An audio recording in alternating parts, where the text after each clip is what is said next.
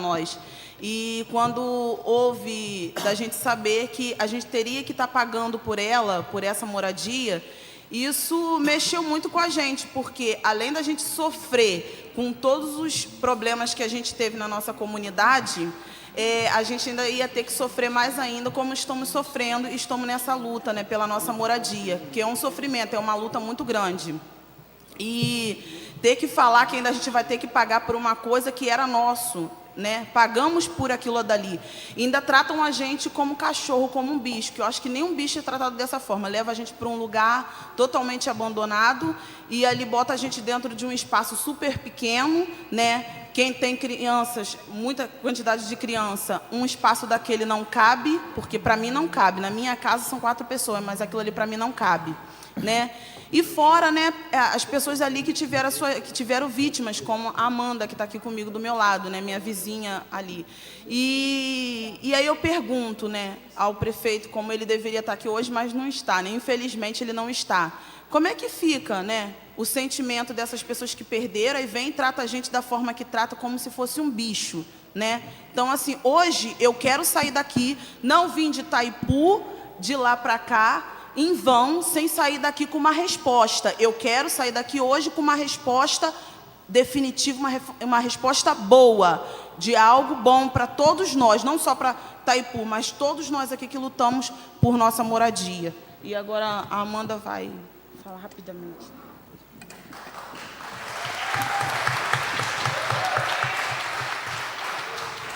Já está chorando aqui. Primeiramente, boa noite. Eu queria que vocês dessem uma resposta para a gente, porque ninguém sabe o que é sentir na pele, só as pessoas que passam. Falar é fácil, mas fazer é difícil, porque eu estava lá, eu sei como é que é. Você pensar que não dá tempo nem de você gritar ou correr, não fazer nada, pegar todo mundo dormindo, como se fosse um dia qualquer. E você vê que as pessoas falam, prometem e nunca faz nada, é sempre a mesma coisa. Aí chamam para reunião e a gente fica 2, 3, 6 horas, 8 horas esperando e eles não... Absolutamente, eles não dão nenhuma resposta. Eles sempre falam alguma coisa, engana, fala de que vai dar a casa, que vai fazer isso e aquilo, e só promete. E aí, quantas pessoas ainda estão na rua? Quantas pessoas estão em abrigo? Quantas pessoas não têm família e fica por isso mesmo? Pessoas que só tinham um filho, outras que perderam 3 de uma vez só. E vocês sabem o que é sentir isso? Não sabe. Porque ninguém mora aqui, nenhum de vocês. Eu acredito que não mora em área de risco. Como o prefeito subiu lá falando que não, lá não tinha risco nenhum, que não tinha problema de ninguém morar lá. E eu, Renata, que ela não está aqui hoje, que perdeu o filho dela, a gente falou que a pedra era coberta por vegetação, e mesmo assim ele não deu importância nenhuma, simplesmente virou as costas e foi embora. Aí, quando aconteceu, ele viu o que tinha acontecido, o que ele falou? Ele não tinha mais o que falar. Antes negou, mas depois não tinha como negar, porque a gente teve como provar que ele foi lá, que ele falou tudo isso. E aí, como é que a gente fica? Ninguém sabe a dor, não. Ninguém sabe o que é passar, você ficar de 40 minutos sem respirar, debaixo de barro seco. Ou igual aconteceu no Bumba também, que não dá tempo de correr, não dá tempo de fazer nada. Olhar é fácil, falar é fácil, e fazer que ninguém faz nada. A gente vai ter que esperar quanto tempo ainda? A vida de ninguém vai voltar, não vai voltar. Mas e aí, a gente vai ter que ficar esperando quanto tempo da resposta de vocês? A gente sabe que vocês reunidos, vocês vão conseguir. Não basta só uma pessoa, 5, 6 falar. Vocês têm que se reunir. A gente sabe que vocês se reunindo, vocês indo falar, vocês conseguem. Mas a gente não é nada, né? Porque a gente não tem dinheiro, a gente não é rico. A gente não precisa de nada de ninguém. Mas vocês não, vocês têm autoridade para isso. A gente, na frente de vocês, não somos nada. Mas só a gente sabe o que a gente está passando. Entendeu? Eu acho que, pelo menos, tem que ter um pouco de respeito. Porque é muito difícil você olhar para o seu vizinho, você conseguir sair e eles falar, me ajuda a achar meu filho, e você não ter força para tirar nada, porque você estava querendo a mesma coisa pelo seu sobrinho, pela sua avó. E aí, qual é a resposta que vocês vão dar? A gente vai ter que esperar quanto tempo mais, quantos anos mais? E essa casa, minha vida, já vem de anos e nunca se sai nada. A gente que mora aqui em Niterói sabe, muita gente já teve esse negócio de PIN esperando, minha avó mesmo já correu várias vezes atrás, depois de 5, 6 anos. e saiu. E se fosse da gente ficar esperando esse tempo todo? Então teve que acontecer para depois os outros me tomar providência, como aconteceu na Esperança e vem acontecendo em outras comunidades. Aí se reuniu todo mundo para falar, para ver se pode fazer alguma coisa. Quantas tragédias ainda vai ter que acontecer para vocês poderem ajudar pelo menos um pouquinho? A gente não exige muito, a gente não quer nada, a gente não quer dinheiro, a gente só quer um lugar fora de risco para a gente ficar, para não ficar dependendo de ninguém, na casa de ninguém, porque ninguém sabe a humilhação que a gente passa. Aí é fácil falar, só falar e não fazer. Quanto tempo que a gente vai ter que esperar? Só a gente sabe, essa dor não vai sair nunca. A pior coisa é você ver ali que você saiu e seu familiar não conseguiu. E mesmo assim sair sozinha. E aí, quanto tempo que a gente vai ter que esperar? Rodrigo Neves promete, sobe o morro e aí depois que acontece some, porque ele nunca está em lugar nenhum. Por que ele não pode vir falar com a gente também, independente de que ele foi preso ou não? E aí, quanto tempo que a gente vai ter que esperar? Quantas tragédias vai ter que acontecer ainda? Só isso. Marcela, por gentileza, você está morando aonde? Oi? Você está morando aonde? Você falou... Eu continuo lá na Esperança, no Morro do Boa Esperança. Okay. Mas em outra casa? Eu aluguei uma casa lá por perto mesmo da onde aconteceu o acidente. Tá ok. Obrigado, Marcelo e Amanda. Agora, Lara Bernardo. Lara Bernardo. Tá ali. Oi, Lara. Depois da Lara tem mais duas pessoas. A Isabel, que é do Zilda Arnes, e o Rodrigo, do mandato do vereador Leonardo Giordano, militante social e do mandato do vereador Leonardo Giordano. Lara. Boa noite. Meu nome é Lara, como já foi apresentada. Eu sou da Pastoral de Rua, da Arquidiocese, e venho representando o pessoal do prédio da Caixa, ou edifício Nossa Senhora da Conceição, como é o nome oficial.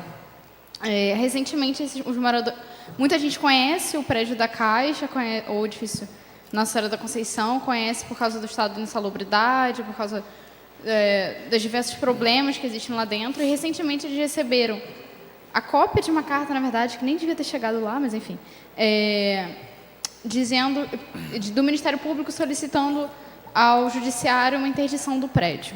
Até aí ok, porque, de fato, a gente percebe que existem vários riscos ali no prédio, de desabamento, de incêndio, e são mais de 300 famílias que a gente acompanha ali no prédio que correm risco de morrer a qualquer momento, que vivem em situação de insalubridade, entre ratos, baratas e lixo, no centro de Niterói, no centro da cidade aqui, né? Dá para ir andando daqui para lá, todo mundo sabe que existe. E aí agora que corre um risco sério de ou desabamento ou de incêndio, depois de ter a luz cortada, e as famílias estão vivendo, inclusive, sem luz. Eles sobem a escada, né, porque o elevador não funciona. E aí famílias, idosos, deficientes, sem luz nenhuma. Cadeirante, né? Um cadeirante. Tem cadeirante, tem gente que vive em cama, né, que nem sai de casa. Enfim, só agora, eles receberam essa carta de interdição do prédio. A carta diz que o Ministério Público solicita da Prefeitura, da Secretaria de Assistência, que todos os moradores recebam um aluguel social. Sendo que o aluguel social a gente sabe que é bem baixo, tem famílias com 5, 6... Eu conheço famílias que têm 10 moradores no mesmo apartamento. Assim, eu acho pouco difícil eles conseguirem sobreviver com o aluguel social. Então, eu venho aqui representando esses moradores, implorar para que alguma medida seja tomada antes do prédio cair, antes de alguma coisa grave acontecer, e para que esses moradores eles tenham garantia de moradia digna, de qualidade, seja através do aluguel social para aqueles que seja necessário, que caiba o aluguel social, seja eles recebendo uma moradia provisória até que o prédio possa ser reformado, caso seja possível uma reforma, enfim, mas que isso aconteça também antes dessas famílias serem removidas, assim. Eu trabalho com população em situação de rua aqui no centro, e eu não quero ter que ver aquele monte de criança, aquele monte de gente na rua. Porque, embora eles vivem em uma situação insalubre, pelo menos eles têm um teto, né? E a gente sabe que é muito provável que eles sejam removidos antes de conseguirem o benefício.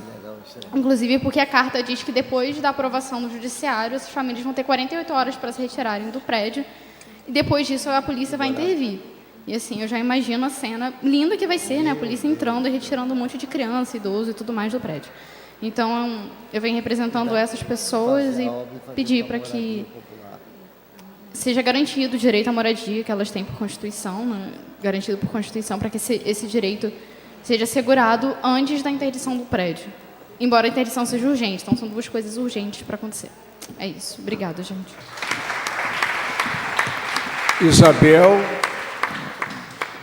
Isabel do Zilda Arnes. Oi, Isabel.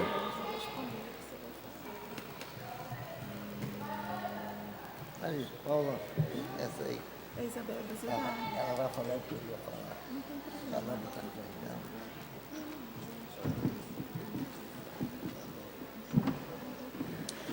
Boa noite para todos, né? Sou Isabel, sou da tragédia de 2010, né? Mas também cheguei a morar ali no 3º BI. Então, o Flávio Serafim com o Rafael me acompanhou com a gente ali, né? Então, o Rodrigo Neves, né? Ele era para estar aqui, entendeu? Junto com a Caixa Econômica, né? Porque a safadeza que ele fez, ele não mostra a cara, ele não honra as calças que ele veste. Porque o prédio está todo rachado, está todo caindo, entendeu? Lá minha casa, o meu quarto está virando uma piscina, minha cozinha está virando uma piscina, entendeu? Eu estou nessa defensoria desde 2015. Fui lá na prefeitura procurar o Rodrigo Neves, né? O pilantra, o safado. Aqui, ele não está aqui, entendeu? Não mostra a cara, que eu não tenho medo de falar na cara dele, entendeu? Porque ele é para atender a gente. Se ele quer respeito, se ele quer respeito, a gente também quer respeito, entendeu? Ele foi lá, segurou a mão da Maria Célia, falou que ia tirar a gente de lá, entendeu? Desde do ano passado, atrasado, prometendo que ia tirar a gente de lá e nunca tirou. Só a Caixa Econômica vai lá para tirar foto e não faz porcaria nenhuma, entendeu? E aonde que também está a nossa justiça, entendeu? Porque a gente está cansado de saber aquilo vai acabando acontecendo uma tragédia. Quem está segurando aquilo lá é Deus, entendeu? Se não fosse Deus, aquilo já estava tudo desmoronado. Aquilo está caindo, gente. Pelo amor de Deus. Eu sou especial, fiquei doente lá dentro, tenho tireoide, coração grande, sou hipertensa, tenho 2 filhos especial, entendeu? E estou desde 2015 lutando. Eu não aguento mais. Já estou cansada de ir para lá e para cá e não fazerem nada. Tem minhas 2 companheiras que estão ali, a Miriam, a Jane, que tem uma filha especial, que está com depressão no Jurujuba, entendeu?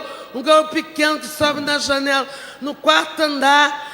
Tem uma outra lá que tem depressão, síndrome de pânico, entendeu? Tem hemorragia, entendeu? E quando ela foi morar lá, nem sabia o que estava escrevendo, entendeu? E Maria Célia também falou que o quarto dela está afundando, do bloco 1, o quarto dela está virando, entendeu? Então, gente, estou pensando que isso está de brincadeira, entendeu? Então, peço, pelo amor de Deus, que você olhe para o nosso Flávio Serafim, entendeu? Que vocês vejam que a gente vai ser grata a vocês, porque a gente não aguenta mais. Eu estou cansado, eu fiquei doente. Eu não tinha nenhuma doença ali dentro, entendeu? Quando eu estava no 3º BI, eu estava até melhor. Infelizmente, estou dizendo a verdade. Então, agora eu quero o meu direito de morar no 3º BI. É meu direito de escolher. Porque quando o Rodrigo Neves pegou e não perguntou: senhor, você quer morar aqui no Zilda Arnes? Não, eles estão empurrando a gente que nem bicho, que nem animal, entendeu? Nem acho que animal não quer morar naquele lixo. É minha casa, meu lixo, minha casa e meu rio, entendeu? Maior safadeza que ele fez, porque é para estar aqui, ele presente, Caixa Econômica, mais habitação, eles tudo foge, entendeu? Então, um bando de pilantra, é um bando de quadrilha, entendeu? Que eu não tenho medo de falar na cara dele, entendeu? Então, gente, que vocês façam por nós, eu agradeço, pelo amor de Deus, que façam por nós o mais rápido possível, porque aquele prédio vai ceder, vai cair a qualquer hora, vai virar uma notícia, em nome de Jesus, pelo amor de Deus, está pedindo, vocês veem o mais rápido possível, cada um de vocês, boa noite. Obrigado, Zé. Marcos Rodrigo, por gentileza, e eu... Bel, a gente tem acompanhado a luta de vocês nos Zilda Arnes. A gente recentemente visitou um condomínio que está sendo construído pela prefeitura, que tem a expectativa de...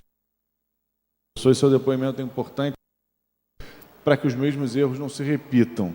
A gente tem a questão da qualidade péssimas, casas rachadas, e tem a questão também da dificuldade do ônibus que demorou anos para chegar, foi feito, da dificuldade da sua saúde, que a gente está que ninguém vai morar nos novos condomínios habitacionais antes desses problemas serem resolvidos, porque as pessoas têm que morar com ônibus, com escola, têm que morar com saúde, têm que morar com dignidade.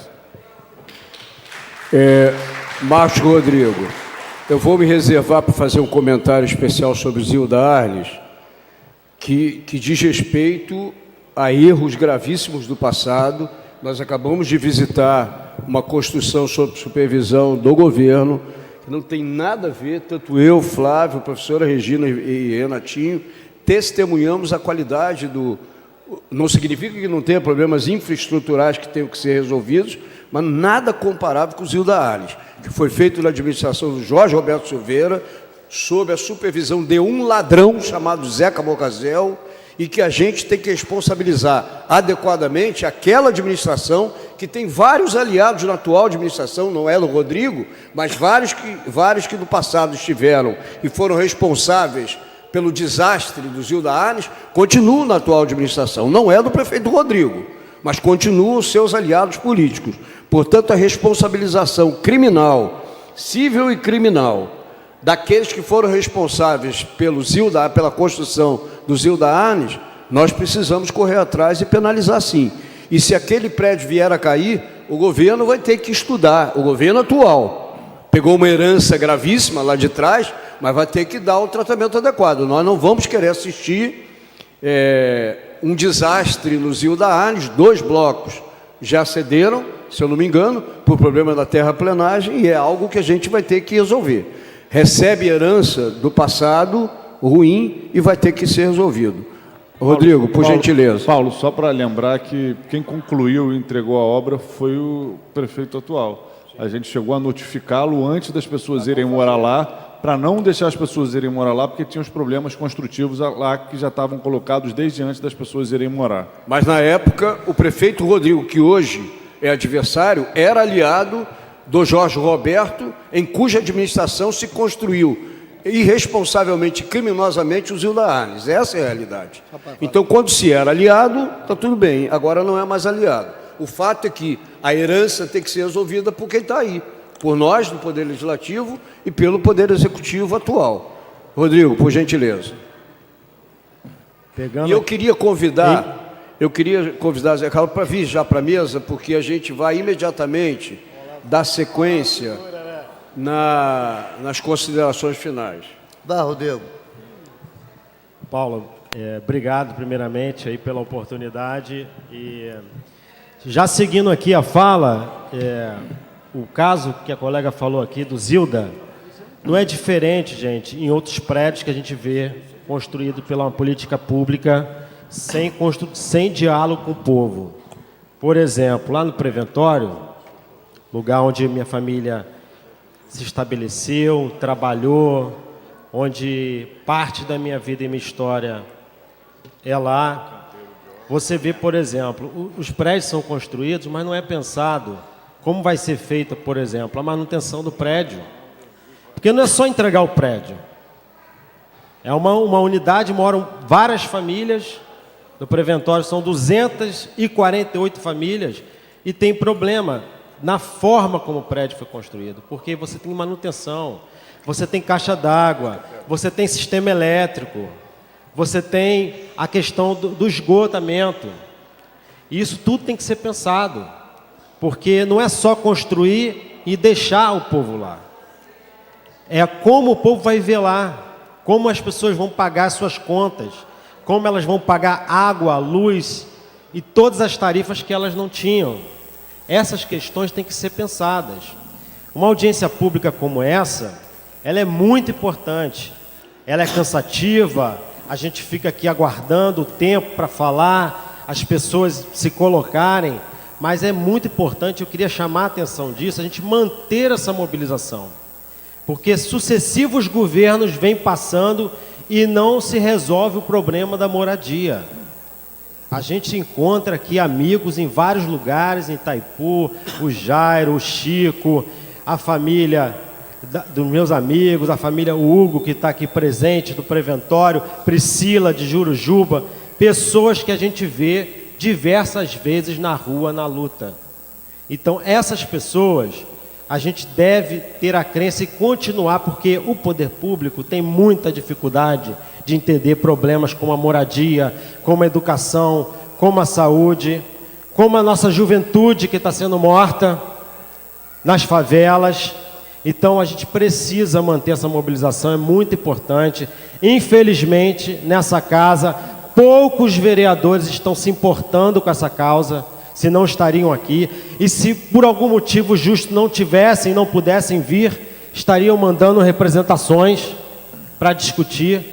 Então, assim, eu não quero ser cansativo, mas é muito importante a presença de cada pessoa aqui. E é importante, sim, que o poder público se posicione, que ele realmente apresente e que abra também a essa participação, abra para essa comissão de pessoas, de vereadores, de pesquisadores que estiveram aqui, que as pessoas possam opinar sobre a política. A política tem que ser uma construção de todos, uma construção coletiva. Então, eu deixo esse recado aqui, justifico a ausência do vereador Leonardo, que foi atividade no Rio e também do Lula Livre. A gente também está lutando em função dessa crise política em nosso país, mas nós estamos juntos aí na luta. Muito obrigado.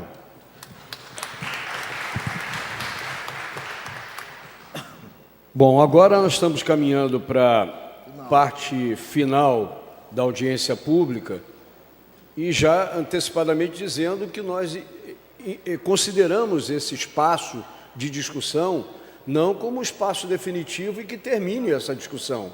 Quem está como Plácido e a professora Regina nessa luta há tantos anos, sabe que nós não estamos discutindo uma questão de fácil solução. O encaminhamento da ocupação do território pelas moradias de classe média e rica de Niterói, cidade que tem a maior classe A do Brasil e a maior concentração de renda do Brasil e que convive, sim, com pobreza. O encaminhamento da solução para a classe média, ela está dada pelas frações urbanas definidas nos planos diretores e planos urbanísticos regionais. A ocupação do território para construção de habitação popular passa por uma luta que está longe de terminar. Então, essa audiência será a última. Nós vamos passar para a nossa companheira defensora pública, rapidinho, para considerações naquilo que nós já sabemos, mas a população precisa saber quais são os limites da própria atuação da Defensoria Pública, porque muita gente acha que pode tudo também. Tem limitações e eles sabem mais do que nós quais são as limitações que a Defensoria Pública do Estado e a própria da União tem para cumprir a sua missão. Gostaria de passar para ela e depois nós vamos passar. Bem, eu vou ser bem rápida, gente. Okay. Boa noite a todas e todos, até porque a gente está querendo ouvir que está representando o secretário, né, de habitação. E só para dizer para vocês, a Defensoria, eu estou aqui, eu sou do Núcleo de Terras e Habitação, que é um núcleo especializado em conflitos que envolvem comunidades.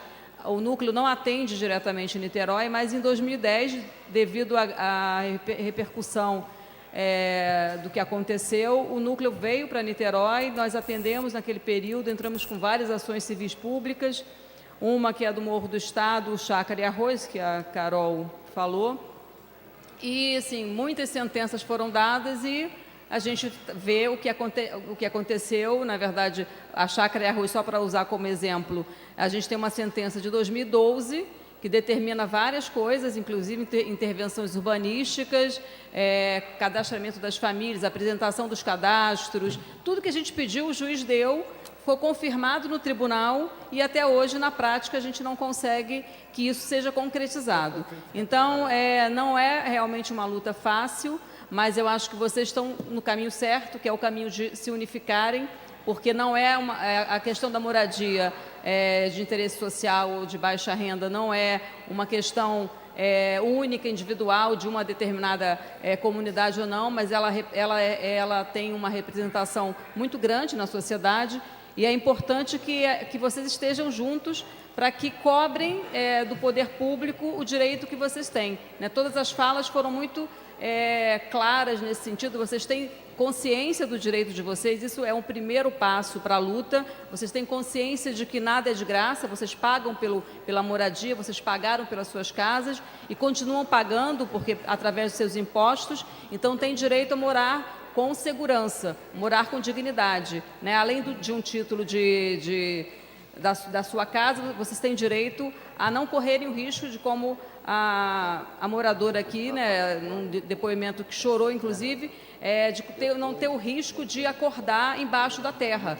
Isso é muito, muito grave, né? Então, eu, como defensora pública que atua no Núcleo de Terras, quero me colocar à disposição e ao lado de vocês, apesar do núcleo não atender diretamente, mas a gente tem acompanhado o Fórum de Luta pela Moradia, inclusive eu vou aqui me somar a todos que renderam homenagem à Regina, à Cíntia e a todos os companheiros, aos estudantes e não estudantes mais, mas que continuam na luta no fórum, que têm um papel muito importante nessa luta de vocês e que continuemos unidos, vendo quais os passos que devemos tomar, porque isso não vai se resolver hoje nessa audiência pública, mas o fato de estarem na audiência pública mostra que vocês estão dispostos a continuar lutando e vocês estão dispostos a exigir o direito que é de vocês, que é morar com dignidade e com qualidade e com segurança. Parabéns a vocês todos, parabéns ao NEPUR, à Câmara de Vereadores, aos vereadores que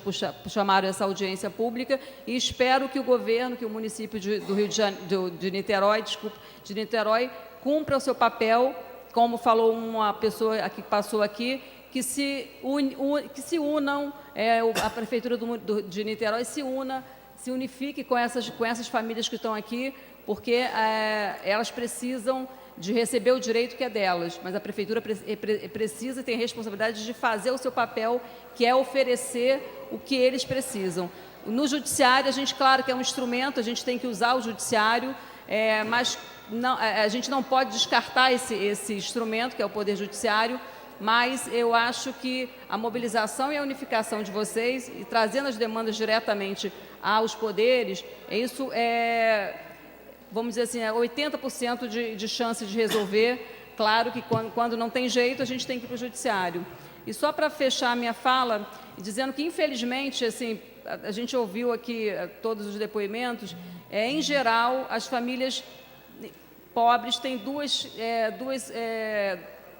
situações, né? Uma é perder a sua casa, porque o município, o Estado, não fez a urbanização devida, porque se tivesse feito, não teria sofrido não sofreriam tantos deslizamentos, né? Ou receber uma unidade habitacional que está rachada, está caindo. Quer dizer, a gente precisa parar de de aceitar essa realidade. E essa realidade só vai ser mudada a partir da ação da gente e da ação de vocês, quer dizer, juntos, defensoria, assessoria técnica e, claro, especialmente a mobilização de vocês. Parabéns a vocês, moradores de Niterói, que estão lutando pelo direito de moradia.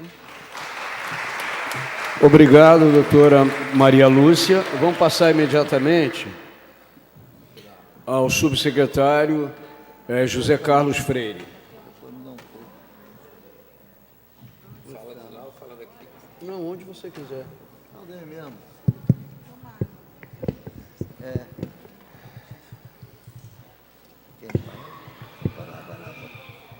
Boa noite novamente. As demandas foram muitas, né? Eu quero dizer que a Prefeitura de Niterói, dentro das restrições que ela tem sim um programa habitacional, que é o programa Morar Melhor.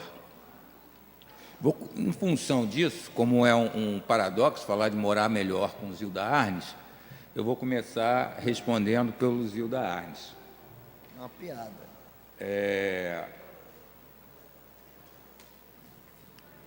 A Prefeitura entrou com uma ação contra a Caixa Econômica exigindo que a Caixa faça os reparos lá no Zilda Arnes, os reparos das unidades individuais. Já houve um início, né? A Caixa já efetuou uma parte da obra de drenagem que era necessário lá no Zilda. E a gente está aguardando esse posicionamento da Caixa, ou a ação, né, que a Prefeitura já entrou, ou que ela, administrativamente, ela vai e faça o reparo necessário.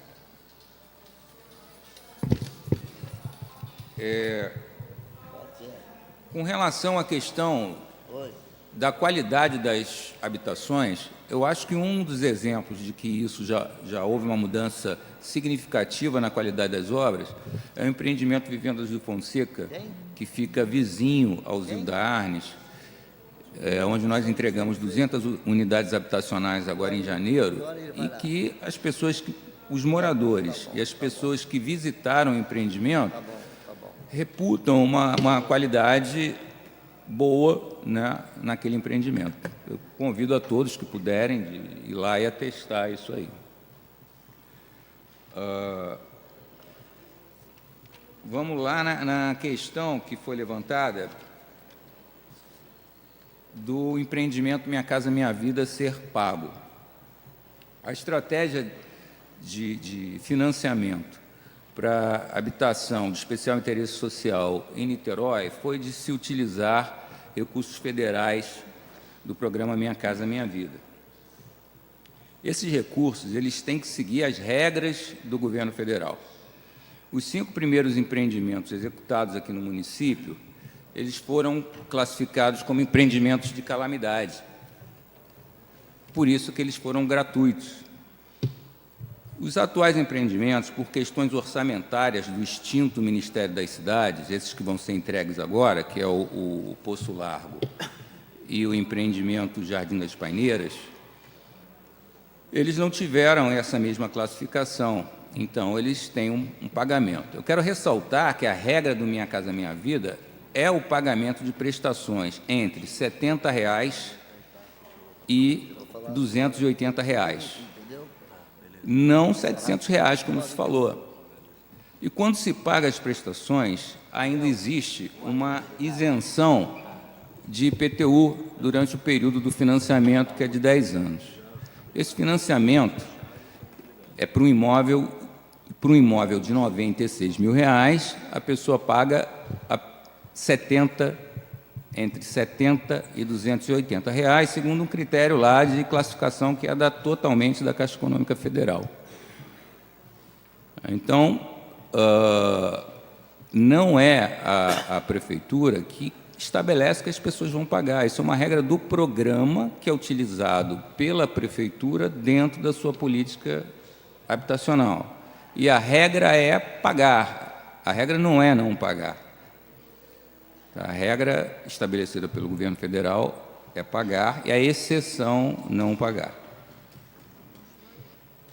todos os empreendimentos, eles previamente,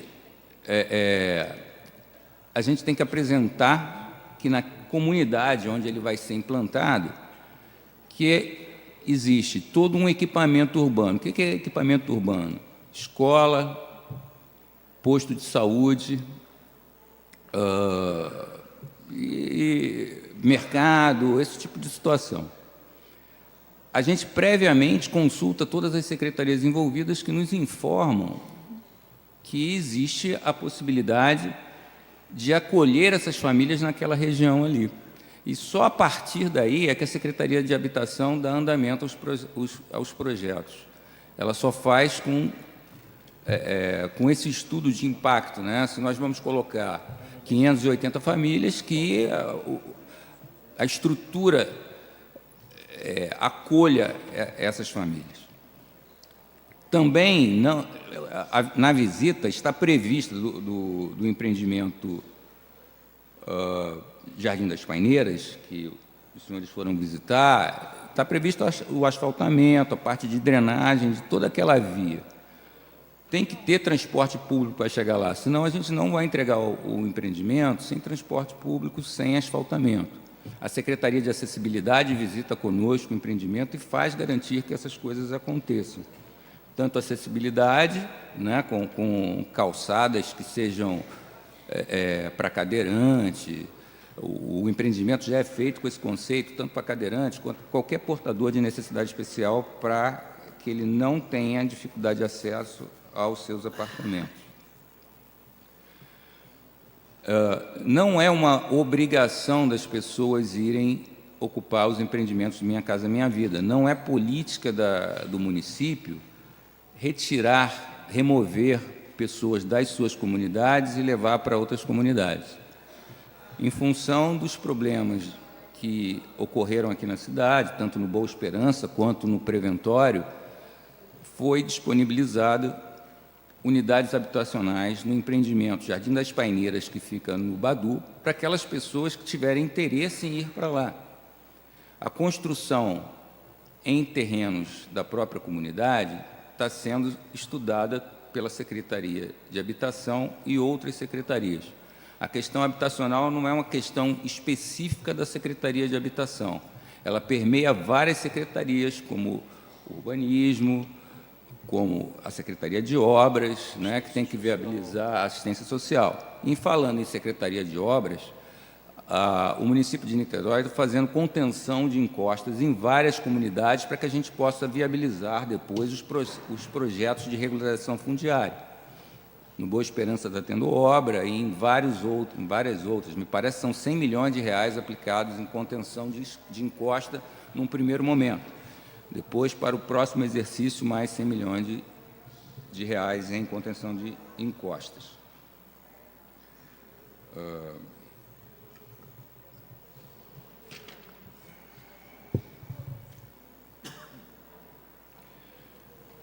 Com relação... A gente, para dar conta de toda a questão habitacional em Niterói, não basta fazer o trivial. A gente tem que fazer parcerias, a gente tem que achar soluções inovadoras para isso.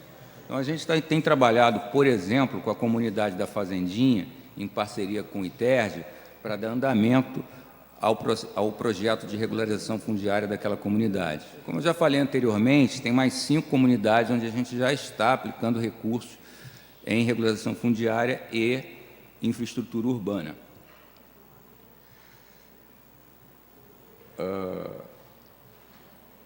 E os problemas são muitos. A gente acredita, melhor dizendo, que para isso, para a gente dar conta disso tudo, nós temos que planejar bem e aplicar bem os recursos.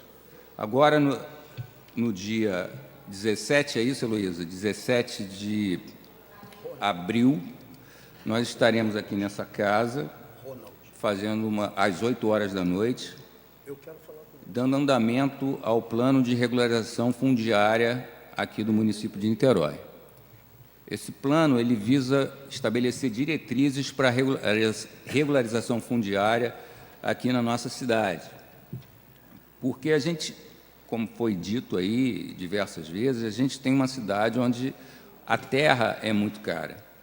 E as pessoas querem ficar onde elas estão ocupando hoje. Elas não querem ser removidas, porque elas têm toda uma história no local onde elas estão residindo. E, para isso, a gente tem que fazer regularização fundiária, a gente tem que fazer contenção de urbanização, né? Não existe regularização fundiária sem um prévio projeto de urbanização. A gente tem que fazer o projeto, pode até o projeto não estar executado, mas a gente tem que ter o compromisso da execução desse projeto para poder fazer regularização fundiária. E a gente vai trabalhar, sim, firme nisso e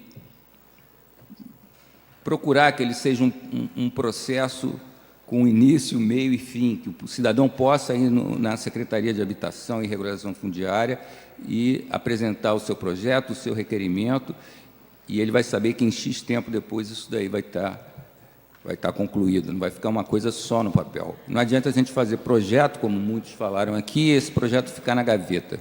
A gente tem que ter compromisso em executá-los e a Prefeitura tem, sim, esse compromisso.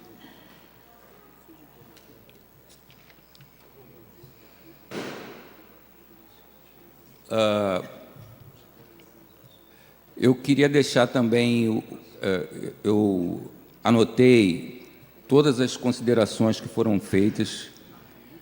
Como eu falei anteriormente, a questão é uma questão que envolve, permeia diversas secretarias. A gente vai repassar essas questões para as secretarias respectivas.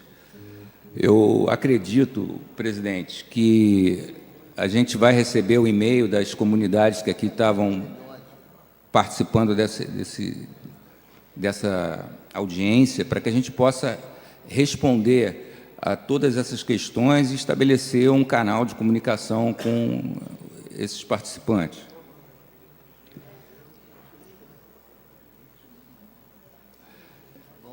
Eu queria deixar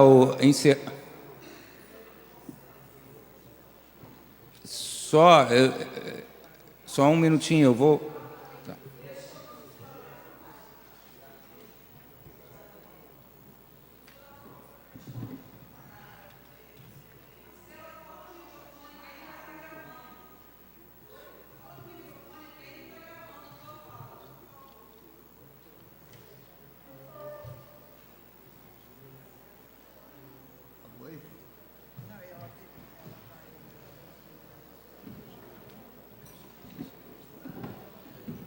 Senhor secretário, o senhor estava falando que todos nós teríamos que pagar por essas moradias, né? Que é o certo pagar por essas moradias, né? Só que aí eu queria saber do senhor, porque, assim, se a gente já pagamos pelas nossas casas, compramos as nossas casas com muito sacrifício, com muita luta, compramos ali as nossas moradias. Se pudéssemos comprar num lugar onde não oferecesse risco, a gente compraria. Se compramos naquelas localidades ali, é porque a gente não tem condições de comprar em outro lugar que não ofereça risco. Aí vem a Secretaria de Habitação, fala que a gente tem que pagar pela moradia. Tá, aí vamos pagar lá 90 e poucos mil reais. Eu já paguei 70 e poucos reais na minha casa, vou eu pagar. E aí, a hora que eu não tiver condições de pagar por essa moradia, eu vou para onde? Eu perco a minha casa? Eu não falei 6 mil reais. Não. O valor é esse, porque tem um vídeo gravado que o senhor disse numa outra reunião que o valor seria esse, de 90 mil. Posso responder? Pode sim. Bom,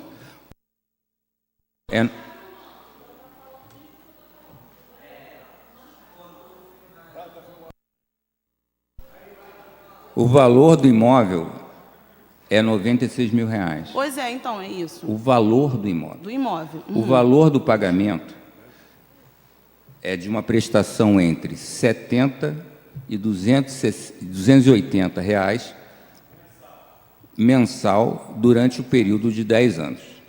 Se você pegar, só um minutinho que eu abri a calculadora aqui, 70 reais. Eu vou fazer a pior hipótese e a melhor hipótese. Estou na melhor hipótese. 70 reais vezes 120 meses dá 8.400 reais. Não é o valor de R$ 96 mil, que é o valor de avaliação do imóvel. Se a pessoa pagar a pior hipótese, R$ 280, vezes 120, ficaria com R$ 33.600 de prestação. Não é os R$ 96 mil. A Caixa não tem critério de aprovação para o faixa 1. A pessoa pode ter SPC sujo, pode estar no Serasa, ela só não pode dever à própria Caixa ou ao governo federal. Pois é, e quem deve? Como é que fica? A Secretaria de Habitação está apresentando uma alternativa mais rápida, não está dizendo que é a única, é o que a gente tem na prateleira hoje.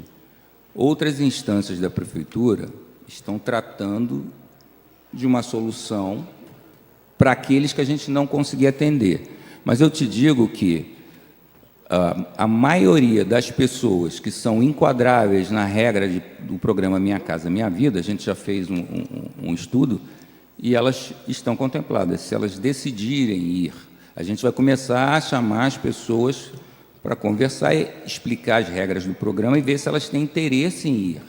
A gente só está oferecendo uma alternativa. Ninguém é obrigado a aceitar esta alternativa.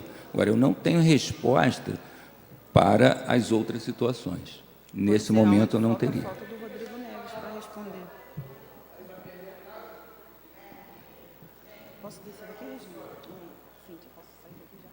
Bom, essa é a regra que foi estabelecida desde 2009 para o programa Minha Casa Minha Vida. Pode não ser a melhor regra, mas é essa que a gente tem para seguir.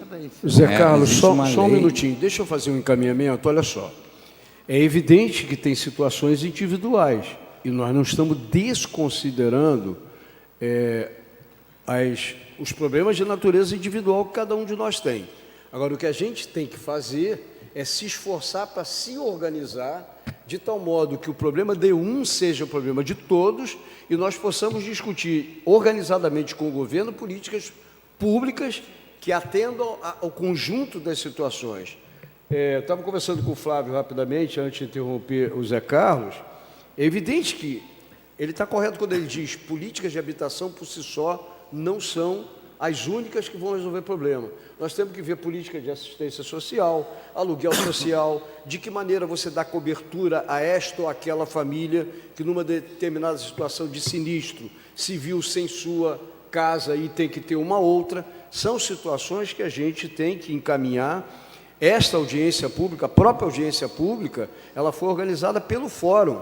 Os vereadores e o deputado Flávio Serafini, com o apoio da deputada Renata, que é presidente da Comissão de Direitos Humanos, nós fizemos foi receber e organizar este espaço para que, junto com a representação do governo, nós possamos encontrar encaminhamentos no sentido de resolver. Daqui, nós estamos começando a nos organizar, a partir da organização de vocês, de tal modo que nós, além das discussões que nós tenhamos institucionalmente com o governo, nós possamos ser, de maneira organizada, a vocalização do que vocês organizadamente fizerem, tá? Então, é evidente que cada um que tem um problema específico há de encontrar com outras pessoas do seu lado mecanismos coletivos de encaminhamento. Então, é isso que eu gostaria de dizer, até porque não estou defendendo o Zé Carlos, não, estou dizendo que ele está respondendo pela Secretaria de Habitação. Nós convidamos a Secretaria de Assistência Social, convidamos outros órgãos do governo, a Procuradoria Geral do município, para que estivesse aqui e pudesse eventualmente dar respostas no plano jurídico às demandas que foram apresentadas. Quem veio foi o Zé Carlos. Então, naquilo que o Zé Carlos tem condições de responder, e ele está listando e anotando, isso servirá de base para que nós, organizadamente, possamos dar continuidade a essa discussão. Então, tem várias nuances, tem disputa da maçonaria na região de Itaipu com residências tradicionais de pescador, tem coisa do Arco da Velha. Agora, o problema de um precisa ser considerado como um problema coletivo, de tal modo que nós possamos ter soluções coletivas para todos os problemas. Porque se a gente individualmente achar que vai resolver o seu problema, todos nós vamos acabar perdendo. Maquiavel, que auxiliava lá atrás o príncipe, ele dizia para o príncipe: divide o povo, porque eles brigam entre si, e você, príncipe, vai dominar todo mundo. Então, não nos dividamos, considerando que o nosso problema é o maior de todos, e abrindo mão de uma ação coletiva no encaminhamento de algo que é obrigatoriamente coletivo. Ok? Vamos deixar... Paulo, porque você levantou essa questão das políticas comuns, e tem algumas demandas que são bem concretas, que eu entendo que são da habitação, e eu queria entender melhor a posição da Secretaria. Por exemplo, tanto Preventório quanto Boa Esperança, que foram comunidades atingidas recentemente por calamidades, deslizamentos, etc., têm propostas e apontaram terrenos próximos a comunidades para que seja construído ali, para que as pessoas não tenham que se deslocar, para que, inclusive, não seja necessário um gasto maior com infraestrutura. Isso é um modelo de política habitacional que a gente entende, inclusive, que é mais adequado das pessoas ficarem próximas à sua casa, próximas aos empregos, próximas às redes de família e de apoio social. Faz parte hoje da discussão da Secretaria de Habitação a possibilidade de construir nesse modelo próximos às comunidades atingidas? Inclusive, no caso da Boa Esperança, tem alocação de emendas, como eu falei no início. Sim, faz parte. A gente só tem que achar as fontes de recurso para viabilizar esses projetos, mas é um interesse nosso. O secretário Beto tem procurado áreas na região oceânica, a gente tem prospectado, sim, temos visitado áreas. Né? Se vocês conseguirem indicar, até peço que nos ajude nesse processo. Né? O orçamento da Câmara... Passem para nós, que nós estamos visitando, sim. E aí a gente faz avaliação sobre a capacidade de se colocar o público